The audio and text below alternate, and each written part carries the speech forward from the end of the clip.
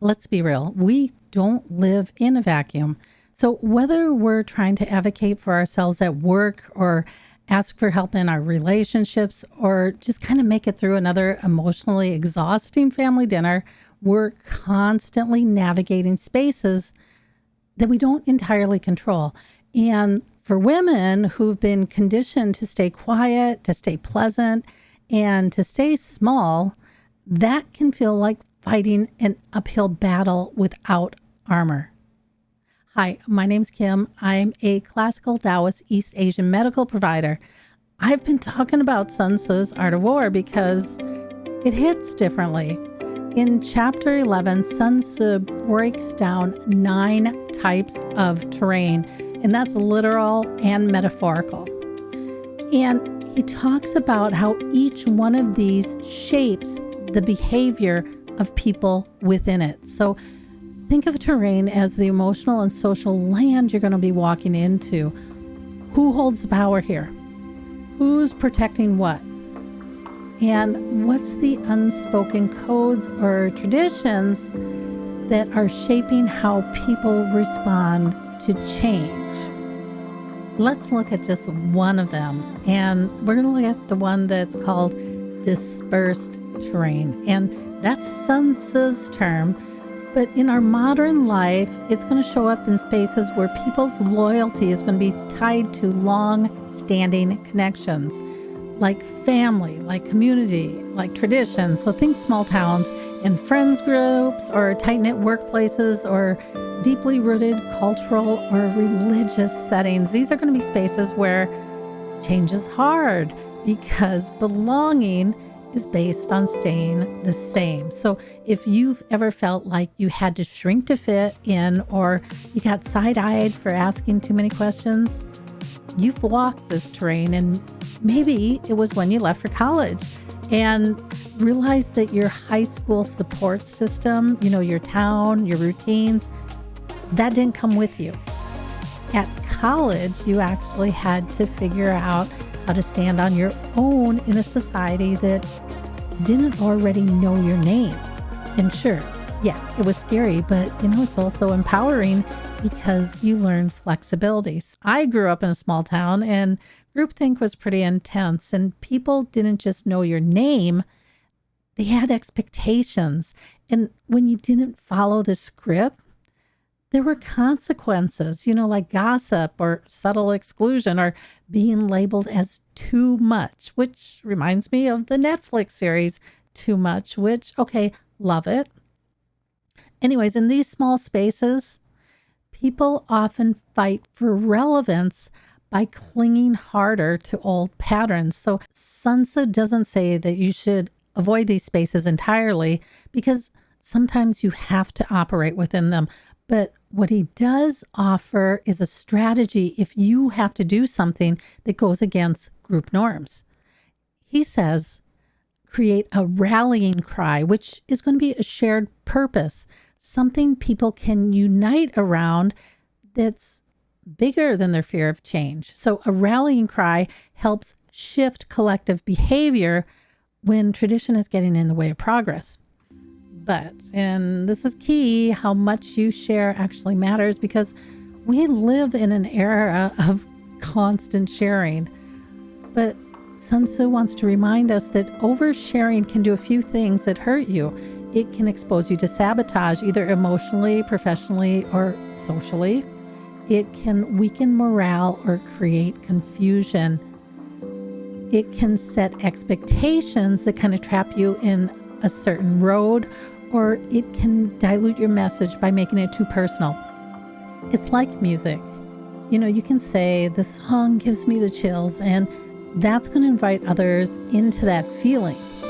Or you can say, oh, this song reminds me of my breakup sophomore year, and suddenly it's not about a shared emotion anymore. It's yours alone.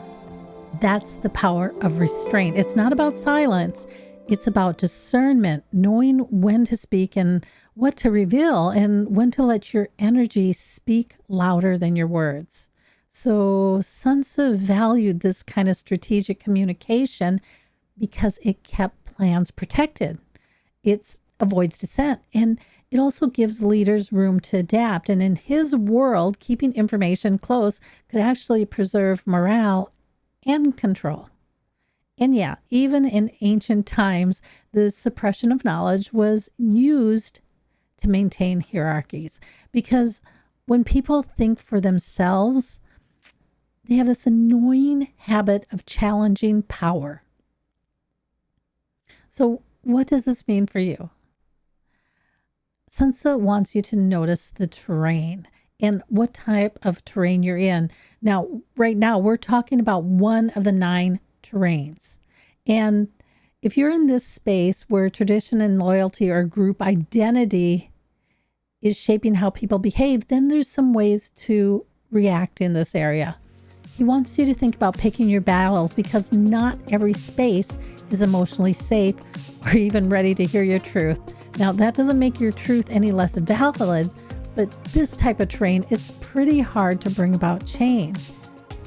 If you have to bring about change, and you're in these terrains that are ruled by tradition or by tight alliances, logic usually doesn't work. So a unifying message, something others can feel and believe in, that can spark movement, a rallying cry.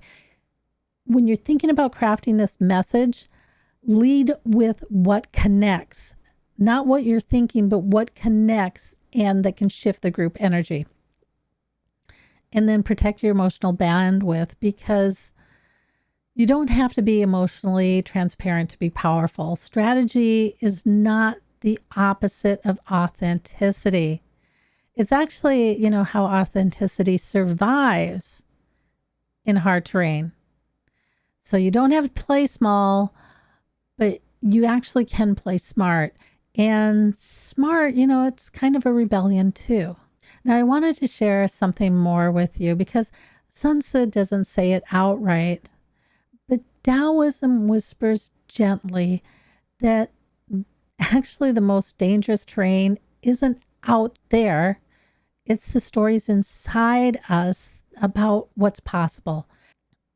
When you're stuck, it's often not because you're fighting the world.